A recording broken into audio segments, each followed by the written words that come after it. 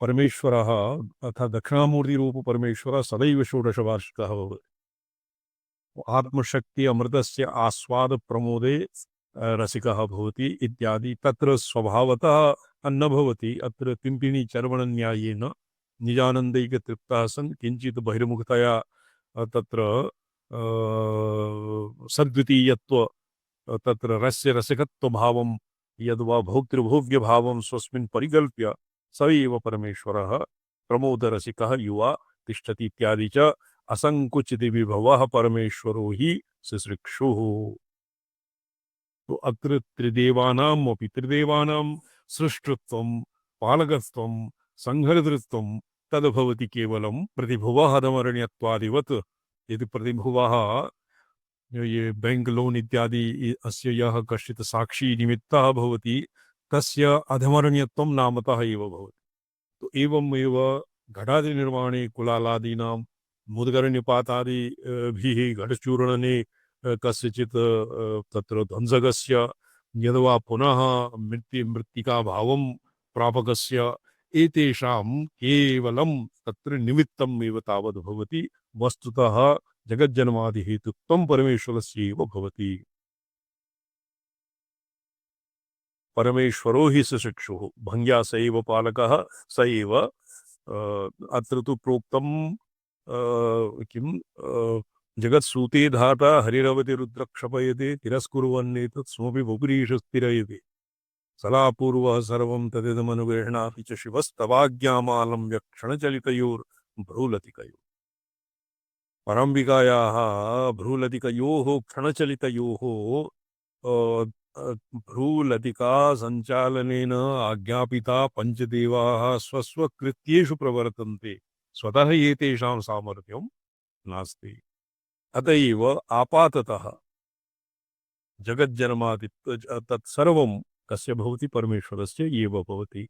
अतएव परमेश्वरस्य असंकुचित विभवः परमेश्वरस्य वैभवः असंकुचितं भवति। तत्र अन्य प्रेरणया और किंचित कर्तृत्व किंचित ज्ञातृत्व किंचित भोक्तृत्व क्वचित कादाचित कत्वादि दोष विमुक्तः असंकुचितः विभवः भवति परमेश्वरस्य। सोकामयत बहुश्याम इति बहु प्रपंच भवनाय आत्मनो मायालक्षणाम् इच्छारूपां शक्तिम् आश्रयति स तपो तप्यत स तपस्तप्त्वा स तपस्वरूपिकया ज्ञानात्मिकया शक्त्या सकल जीव कर्मानुगुण तत्तत् शरीर सामग्रीम् आलोचयति। आलोच्य च संकल्पित सकल कर्ण विदग्धया क्रियाशक्त्या इदं सर्वम् अस्ति। उपनिषत्सु केवलं तत्र दिङ्मात्रं दीयते। तर्ह्यैव वेदान्तशास्त्रे गुरुः लब्धागमः। उपनिषदर्थः उपनिषत्पदार्थः उपनिषत्तात्पर्यं तत्सर्वं गुरुपरम्परया एव अधिगन्तुं शक्यते। तो ज्ञानेच्छा क्रिया चित्परा इत्यादि शक्तीनाम् उपनिषत्सु क्व प्रमाणं प्राप्यते तत्र उच्यते श्रीकण्ठाचार्येण इति तपस्तप्त्वा तपः किं यस्य ज्ञानमयं तपः ज्ञानं ज्ञानरूप तपः स्वरूप क्रियायाः भवति ज्ञानात्मिका शक्ति ज्ञानशक्ति संकल्पितः स ईक्षत सो कामयत तद्भवति क्रियाशक्ति कर्ण सकल कर्ण विदग्धया क्रियाशक्ति इदं सर्वमसृजत इति इच्छाशक्ति। तो ज्ञान इच्छा क्रिया शक्ति भित्तौ निखिल जगत चित्रम उन्मीलयति। तत् भित्तिः अपि परमेश्वरेणैव स्वयं स्वस्मिन् कल्प्यते। इदं सर्वम् तत्सृष्ट्वा तदेवानुप्राविशत्। एवं षट्त्रिंशत्तत्त्वात्मकं प्रपञ्चं सकलभुवनात्मकं लोकात्मकं वा प्रपञ्चं सृष्ट्वा तमेव अनुप्रविशत प्राविशत हन्त इमे जीवेन आत्मना प्राविशानीति इति सकल कार्य जातम् अनुप्रविश्य शक्ति त्रय संबंधेन त्रिगुण भिन्न मूर्ति त्रयादि प्रपंच रूपो भवति। तो अत्र साधितं श्रीकण्ठाचार्येण अदेव सूक्ष्मेक्षिकया तत्र साधितं यत् त्रिदेवानां अर्थात् ब्रह्म विष्णु रुद्राणां स्वातंत्र्येण जगज्जन्मादि हेतुत्वं न भवति। और एतेषां यत् एभ्यः यत् सम्पाद्यते ज्ञानेच्छा क्रिया इत्यादि इत्यादि इत्यादि शबलितत्वेन यत् सम्पाद्यते तत्सर्वं भवति आपाततः परमेश्वरस्य एव तत् कर्तृत्वादिकं सृष्टित्वादिकं भवति। किञ्चित् शिवार्गमणिदीपिका अवलोक्यते। श्रीकण्ठाख्यां शिवमूर्तिं क्रीडयन्तीम् अधितिष्ठति। तत्र त्रिविधो नरकादिनिपातनरूपः निग्रहः द्विप्रकारः भवति इति अप्पय्यदीक्षितः। बहूनां भवति क्षेमः द्वितीय निग्रह अत्र निग्राह्य अनुग्रहार्थं तदितरानुग्राह्यार्थम्। ब्रह्मशब्दाविधेयः शिव एव सर्वसंहर्त्रा इत्यन्वयः उदाहरिते मन्त्रे आशिषे। यत्र मन्त्रम् उदाहरितम् आसीत् कः मन्त्रः समस्तसाक्ष्यं तमसः परस्तात् इव उदाहरिते मन्त्रे आशिष इति वर आविवेश इति विशेषणद्वयम् उदाहरिष्यमाण दशाव्ययवचन तात्पर्यवचने स्पष्टी भविष्यति इति मत्वा परमेश्वरस्य संहर्तृत्वे पूर्वपक्ष्य आपादितं दोषं परिहर्तुम् अनुभाषते यदुक्तम् इति अयमेव परिहाराभिसन्धिः। द्विविधो निग्रह अनुग्रहोद्देश्यः तद अनुद्देश्यस्य। अनुग्रह उद्देश्य निग्रह भवति अनुग्रहेणैव तत्र निग्रहः भवति। अनुग्रह उद्देश्यः तद अनुद्देश्यस्य। द्वितीय अनुग्रहः भवति निग्रह अनुद्देश्यः। अनुग्रहोद्देश्य अनुग्रह अनुद्देश्यः द्विप्रकारः निग्रहः भवति। एकस्तु यथा ये गजोद्धारे भवति गज तत्र ग्राहस्य गजस्य अनुग्रहार्थं ग्राहः निगृहीतः। द्वितीयः भवति केवलम् अनुग्रहः। यः स्वात्मा भेदेन यः अभ्युपगन्तुम् इच्छति यथा सनकादीनां नारदादि प्रसंगे तत्र अनुग्रहोद्देश्यः अनुग्रह अनुद्देश्यः तत्र न तत्र अनुग्रह अनुद्देश्यः निग्रहः भवति। अनुग्रह अनुद्देश्यः निग्रहः भवति आद्यस्त्रिविधः। अनुग्रहोद्देश्यः निग्रहः त्रिविधः निग्राह्य अनुग्रहार्थं तदितरानुग्रहार्थम् उभयानुग्रहार्थं त्रिप्रकारः निग्रहः भवति। निग्रह इति शैवागमिकेषु निग्रहः भवति और प्रतिभिज्ञा दर्शने यद्वा ईश्वराद्वैते भवति निग्रहः नाम तिरोधानम्। यत् तिरोधानं भवति स्वयं स्वात्मानं तिरोदधाति यस्य यं प्रति ईश्वरः तिरोहितः स तु वराकः स्वयमेव निगृहीतः। तो तादृशः निग्रहः भवति अनुग्रह अनुद्दिष्टः निग्रहः अनुद्देश्य निग्रहः। निग्राह्यानुग्रहार्थं तदितरानुग्रहार्थम् उभयानुग्रहः। निग्राह्यानुग्रहार्थं किम्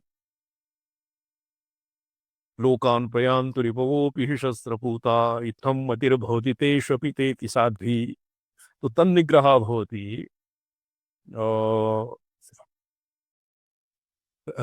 शस्त्रपूता। तत्र लिखति भास्करानन्दनाथः असिधारा तीर्थे स्नाताः असुरादयः अपि परां गतिं प्राप्नुयुः इति कृत्वा भगवत्या ते निगृह्यन्ते। तत्र निग्रहेत्यनुग्रहः इत्युक्ते कृपा समरनिष्ठुरता च दृष्टा त्वय्येव देवि वरदे भुवनत्रये।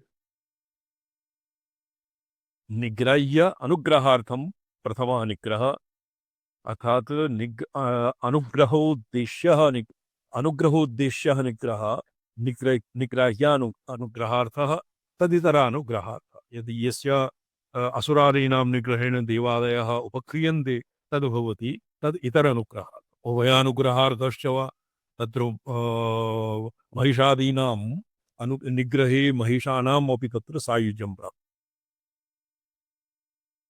पूजयेत् माहिषं रूपं येन प्राप्तं सायुज्यमीशया किं वदति वो पूजयेत् माहिषं रूपं माहिषं ये पूजयेत् माहिषं येन प्राप्तं सायुज्यमीशया।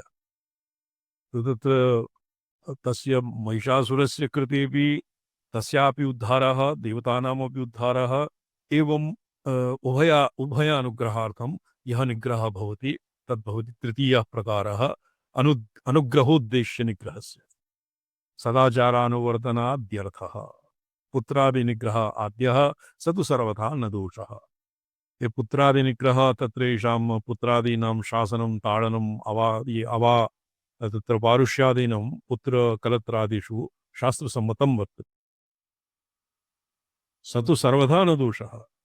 द्वितीयस्तु उत्कृष्टानुग्रहार्थम् अपकृष्टनिग्रहः एकस्मिन् यत्र निधनं प्रापिते दुष्टचारिणी बहूनां भवति क्षेमं तत्र पुण्यप्रदो वधः।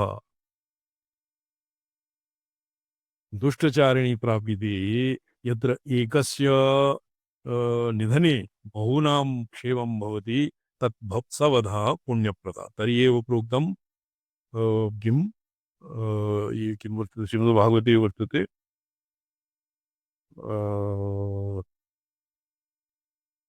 मोदेत साधुरपि वृश्चिकसर्पहत्या मोदेत साधुरपि वृश्चिकसर्पहत्या वृश्चिकानां सर्पाणां ये स्वभावतः एव दन्तशूकाः दशनशीलाः जनान् स्वभावतः एव हिंसितुं उत्पन्नाः तेषां निग्रहेण साधवः अन्यथा कारुणिकाः साधवः करुणानिघ्न हृदया सन्तः अपि साधवः मोदन्ते प्रसीदन्ते। मोदेत साधुरपि वृश्चिकसर्प हत्या हत्या इत्यस्मिन् तृतीया वर्तते रामसलाई महाभाग जी संपदा हत्या अद्य नद्यात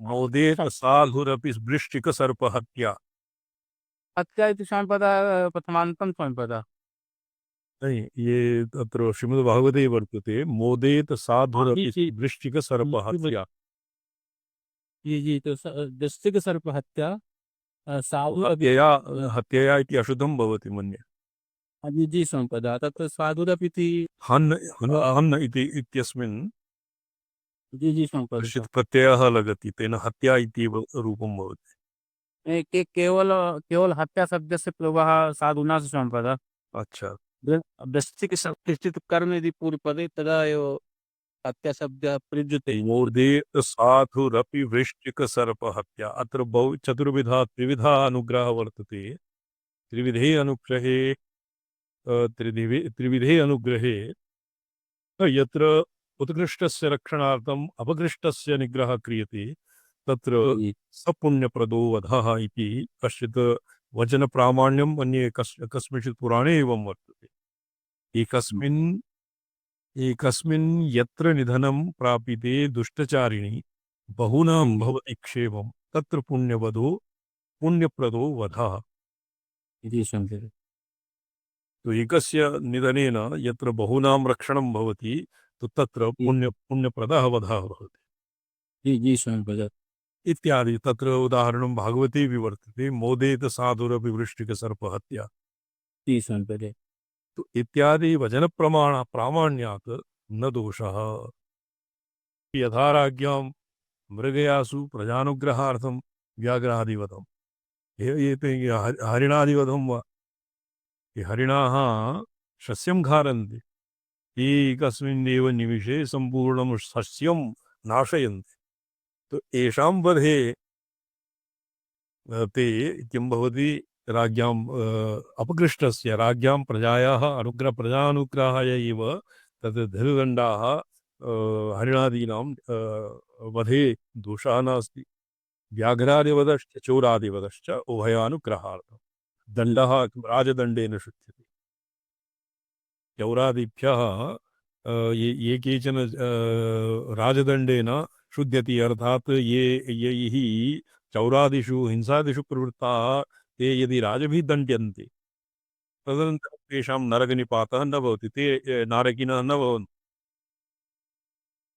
तो अत्र एवं भवति। ये शर्मा-महाभागाः सम्यक् जानन्ति। राजदण्डेन शुध्यति इति उक्ते केवलं धार्मिकेन राज्ञा दण्डिताः शुध्यन्ति, यद्वा यः कश्चिदपि येन केनापि राज्ञा दण्डितः पाप्मना शुध्यति। अस्य राजपदे व्यवस्था कथं? राजपदे प्रतिष्ठितः यः कोऽपि यदि दुष्टस्य दण्डं ददाति तर्हि तस्य तु दण्डदानेन तत्र शुद्धिर्भवितुमर्हति। राजा कदा कीदृशो भवति तत्र नास्ति तात्पर्यम्। स्थितः राजा धार्मिक एव स्यात् इति तु अस्ति शास्त्रीयसिद्धान्तः। राजा प्रकृतिरञ्जनात्, राजा शब्दस्य अर्थः यः प्रकृतिरञ्जनं करोति सः विरक्तः राजा भवति शोभनं। किन्तु अत्र एवं प्रोक्तं यदि राजानः विधार्मिकाः अधार्मिकाः वा स्युः, तो तस्य गृहे अस्माकं यत् सुकृतं तत्तत्र अपराधं मन्यते। यदत्र अपराधं तत्तेन सुकृतं मन्यते। तो दण्ड्यादण्ड्यव्यवस्था अपि धार्मिके अधार्मिकेषु अन्यत्र यद्यपि इदानीमपि एकः मम कश्चित् मम परिचितः आगतः आरभीकदेशात्। तो तत्र दण्डविधानं कथं भवति भो मया पृष्टः। तो तेषां ये तत्र हिन्दवः ये मुस्लिम् व्यतिरिक्ताः सन्ति तेषां दण्डविधानं तेषामेव धर्मानुसारेण भवति। एवं। तो अत्र राजदण्डेन शुध्यति, अत एव तत्र ये राजभिः दण्डिताः नरकनिपातात् रक्ष्यन्ते, अत एव एतेषां निग्रहः एव अनुग्रहः। तो तत्र वीप्सा आसीत् यत् राजदण्डः केन राज्ञा दण्डितः। भवतां मते यः कश्चिदपि राजा स्यात् दण्डस्य शास्त्रीयत्वात् यथा औषधस्य शास्त्रीयत्वात् रोगनिवारकत्वं केनापि वैद्येन दीयते चेत् औषधि रोगनिवारकता अस्ति एव तत्र। दुष्टः कश्चित् वैद्योपि यदि सद् औषधिं ददाति तर्हि औषधे प्रभावस्तु भवत्येव। अक्षुण्णत्वा तो स्वरूपतः। अस्मिन् पक्षे तु ये दृष्टान्ते वैषम्यं समायाति। वैद्येन औषधिः तत्र औषधिः तत्र भवति रोगादि अपाकरणाय प्रक्षम्। औषधि येन केनापि यस्य केन हस्तेन तद्दीयते तदपाक्रियते। किन्तु राज्ञा राजदण्डेन शुध्यति। यदि राजा स्वतः अधार्मिकः विधार्मिकः वा राजा, तेन अस्माकं धर्मे यत् दण्ड्यः तं तद्रीत्या तेन दण्ड्यते। तो तस्य राज्ञा दण्डितः नरकात् नरकनिपातात् रक्षितः किं? यद्वा राजभिः दण्डितः यदो हि राजा दण्डं नार्हति। राजानः तु भवन्ति सर्वदेवमयो वेदमयो विप्रः सर्वदेवमयोऽप्यहम्। राजानः सर्वदेवमया भवन्ति। विधिपूर्वकम् अभिषिक्तस्य राज्ञा दण्डितः भवति, तस्य निरये निपातः न भवति। यद्वा भवतां मते येन केनापि यथा दृष्टान्ते साधर्म्यं निवारकत्वम् अस्ति। दोषनिवारकत्वमेव तत्र औषध्यां यथा भवति तथैव दण्डेपि भवति। उभयोः सादृश्यम् अस्ति। वैद्यः राजा वा यथा कथञ्चित् भवतु, तत्र सादृश्यं केवलं तस्मिन् अर्थे अस्ति, निवारकत्वार्थे। अतः दण्डस्य शास्त्रीयत्वात् शास्त्रीयविधानेन कश्चित् अधार्मिकोऽपि यदि दण्डं दास्यति तर्हि यस्य दण्ड्यः अस्ति तस्य शुद्धिर्तु भविष्यत्येव। शोभनम्। राजदण्डेन अयं प्रसङ्गः निरूपितः। हाँ जी, पंचमस्कन्धे जड़ चरित्रे रघुवंश संवादे इस विषयः विचारितः स्मः तदा राजदण्डादीनां नीतिहत्वं परमार्थतया नाङ्गीकृतं स्मः तदा। औपचारिक सामान्य स्थूलव्यवहारः त्यक्तुं शक्यते, परन्तु परमार्थतया तु एका वर्तते रामे शासते राजे। तत्र राजभिर्धृतदण्डास्तु कृत्वा पापानि मानवाः निर्मला स्वर्गमायान्ति सन्तः सुकृतिनो यथा। तो अत्र भवति भवतां मते रामचन्द्रमहाभागानां मते तु यः कश्चिदपि राजा यं कमपि दण्डयति स तेन पाप्मना प्रमुक्तः सन् स्वर्गीयः भवति अर्थात् तस्य निरयनिपातात् तस्य शुद्धिर्भवति सन्निरये नरकं न निपतति।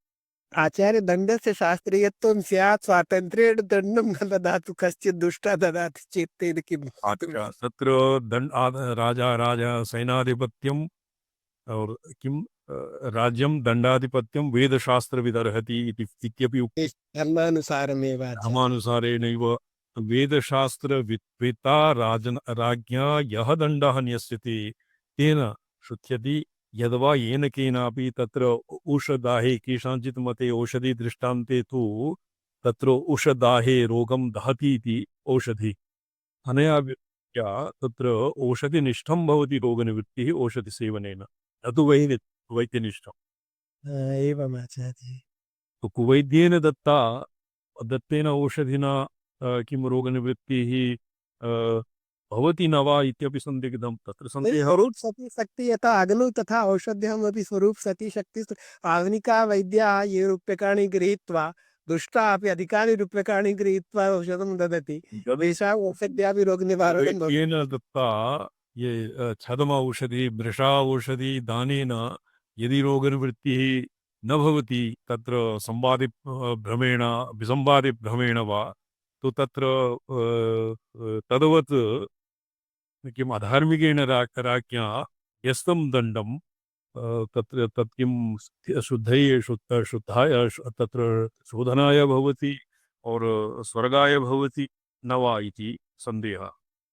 दण्डस्य शास्त्रीयत्वात् तत्र अप्रतिहत शक्तित्वात् तत्र शास्त्राविरुद्धत्वात् तत्र भवितुं न अर्हति इति मन्मतम् आचार्य अत्र बतातु तो एवमेव राधान्त्यते यत् धार्मिकेन राज्ञा दण्डविधानेन शास्त्रोक्तेन दण्डविधानेन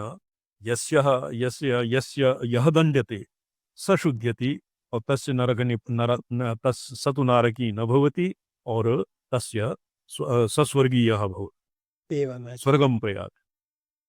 किन्तु अत्र निर्मलाः स्वर्गमायान्तु सन्तः सुकृतिनो यथा तेन हि प्रजानुग्रह इव राजभिर्धृदण्डास्तु कृत्वा पापानि मानवाः निर्मला स्वर्गमाया कृत्वा पापानि तत्र पाप्मा अपि शास्त्रोक्तानि एव पाप्मानि निषिद्धानि सन्तु।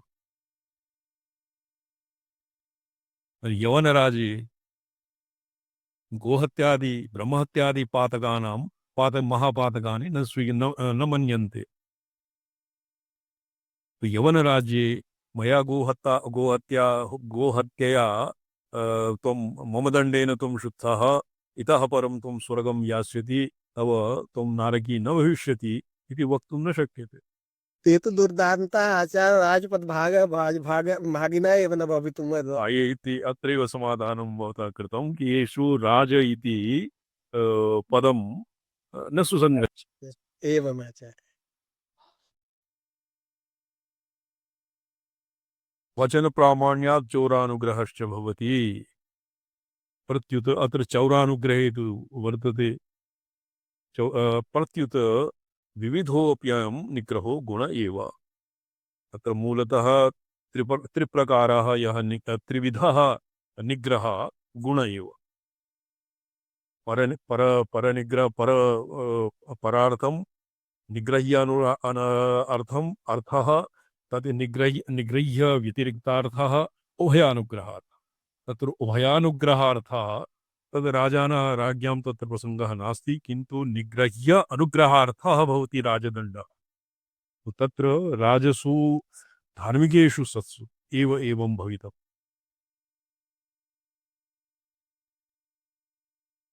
शङ्खलिखितः कदाचित् परद्रव्यापहार इति पाप्मना आत्मानं शोधयितुं स्वहस्तेनैव स्वहस्तौ छित्त्वा राज्ञां पुरतः गतः। परस्वापहरणस्य दण्डः करच्छेदनं विधीयते शङ्खलिखितस्मृत्याम्। तो स्वयं तन्न भवति राजदण्डेनैव शक्यते स्वयं तु विहितप्रायश्चित्तं विधाय एव कदाचित् उद्धारः वरं स्यात्। एवम् आचार्य। अत्र त्रिविधो निग्रह तदधिकृत देव मनुष्यादि मूर्ति द्वारकः महाप्रलये सर्वसंहारकः साक्षात् परमेश्वरः। अत्र निग्रह कृत्य प्राधान्येन निग्रह अविरुद्रस्येव स्वीकृतः। पापक्षपणेन नरकादिनिपातनुरूपनिग्रह पापक्षपणेन तत्तदनुग्रहार्थम्। लोकान् प्रयान्तु रिपवोऽपि हि शस्त्रपूता इत्थं मतिर्भवति तेष्वपि तेऽपि साध्वी। अतीव साध्वी मतिः, यतो हि रिपवोऽपि असुरादयः अपि स्वर्गं प्रयान्तु। यस्य भङ्ग्या एवमपि सूच्यते, अस्य ये किं वर्तते दिवाकरमहाभागा, ये छलबलेन राज्यम् अधिगच्छन्ति ते भवन्ति असुराः। ये विधिपूर्वकं बुद्धिबलेन धर्मानुष्ठानेन सुकृतमुपार्जयि राजानः भवन्ति ते भवन्ति देवाः। तो भगवती न केवलं देवान् स्वराज्ये तेषां स्वराज्ये स्थापयति, अपि तु असुरान् निगृह्य तेपि सुकृतेन राजपदवीं प्रापयति। तेति साध्वी सतु संसाराध्य चिरगता गतचिन्नानां महासुषुप्त्यापादनेन तत्तदनुग्रहात् तत्परमेश्वरस्य एव अनुग्रह कृत्यं न तु इतरेषाम् इति शिवार्कमणिदीपिकाकारः। ये पुत्र निग्रहा केचित् ब्रह्मादिषु निदर्शिता ते विलोकहिता यैव कृता श्रीकण्ठमूर्तिना। श्रीकण्ठमूर्ति परमेश्वरेण लोकानां हितार्थाय ये पुत्र निग्रह केचित् ब्रह्मादिषु निदर्शिता, ये पुत्र निग्रह तेऽपि लोकहितार्थाय एव कृता श्रीकण्ठमूर्तिना अखण्डस्थाय साधिपत्यं हि श्रीकण्ठस्य न संशयः। ये बहुधा ज्ञायते किं वर्तते, एकः श्लोकः वर्तते महिम्नस्तोत्रे, फलावण्याशंसा धृतमहिमदिव्यं तव वपुः। स्मर्यते भविवर्जी? पठ्यतां फलावण्याशंसा ऋतमनुशमन्यादृणवत् पुरा पृष्ठं दृष्ट्वा पुरोमथनपुष्पाय यदि स्त्रैणं देवी त्ववत वरदा मुग्धा युवतया श्मशानेश्वर प्रीता।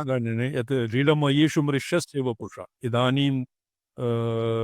इदानीं ये अत्र रीलमयीषु मृष्यस्य वपुषा अस्मिन् श्लोके वर्तते। अस्य पूर्वार्थं किम् अस्ति?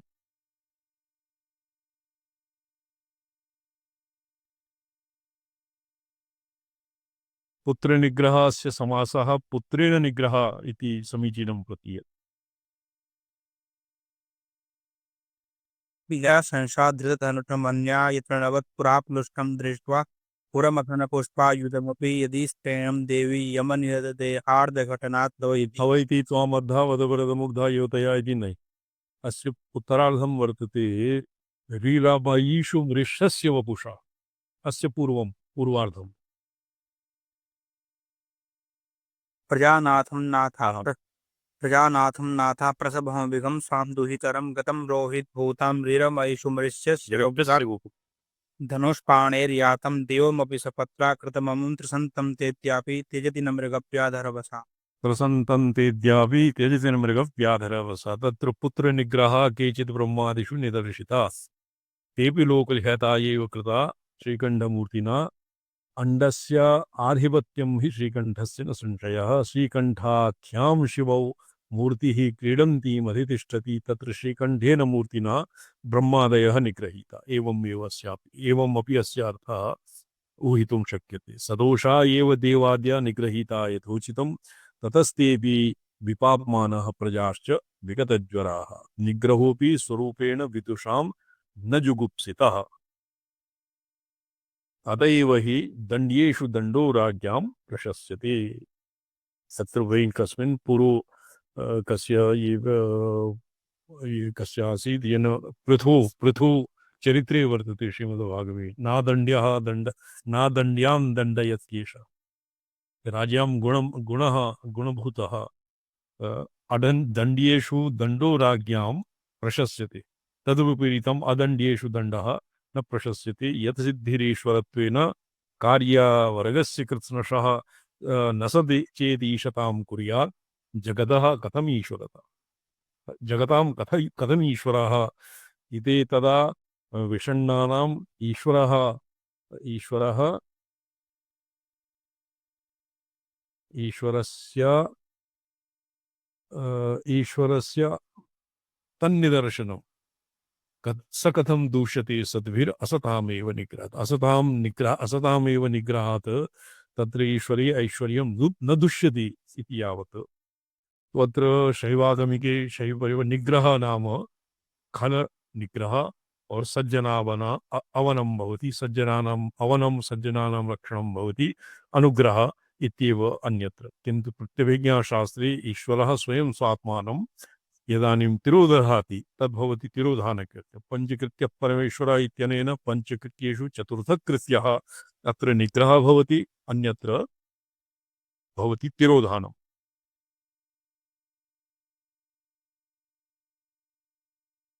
अच्छा सा लोके न च विद्वेषपूर्वकं न हि द्वेष्टि पिता पुत्रं यो निगृह्यापि शिशक्षवे